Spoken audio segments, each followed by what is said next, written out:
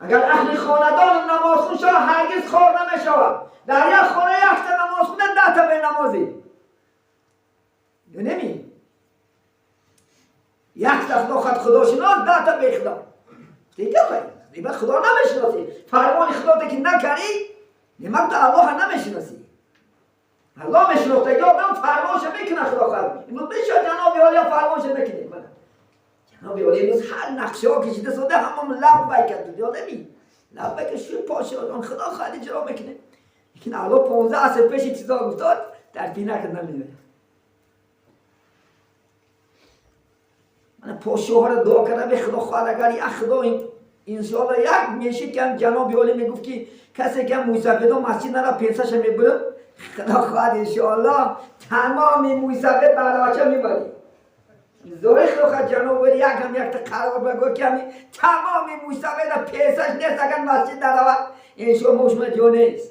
خدا خواهد زادی دوش هم بیازد پول زاری بگو خدا خواهد جناب عالی خدا خدمت رو اسلام رو با این انشاءالله خدمت کنم. ولی حسن بصری نه که شاه ها همین خیلی هستن که یک دهن گبشکتی دنیا را آباد میکنن.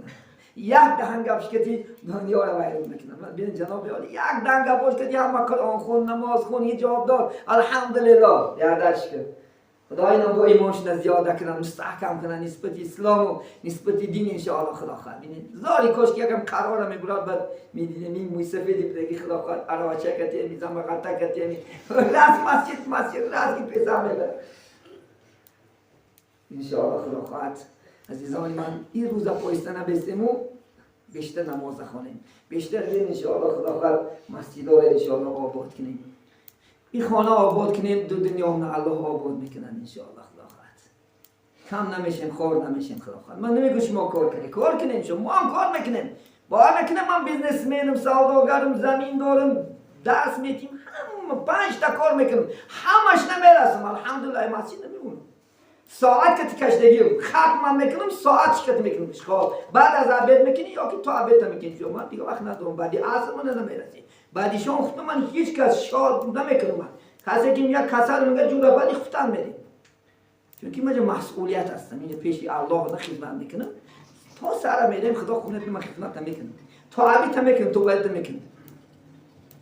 یکی بعضی رو میبینی خدا خود در روز جمعه توی میکنه مسلمان در روز جمعه باید عبادت کنن باید که در روز جمعه غسل کنن ناخونه کاش گیرن لباساش عطر زنه خدا خواهد تیاری به نماز جمعه بینه این مسلمان روز جمعه توی میکنن ساعتی با 12 خدا با فرقی ساعت 12 آشه در 12 هم معروف میشه تمامی خانوی خدا در نماز نشه با فرق کنیم برادر نمازه نماز بازی ندارم جمعه توی نکنم من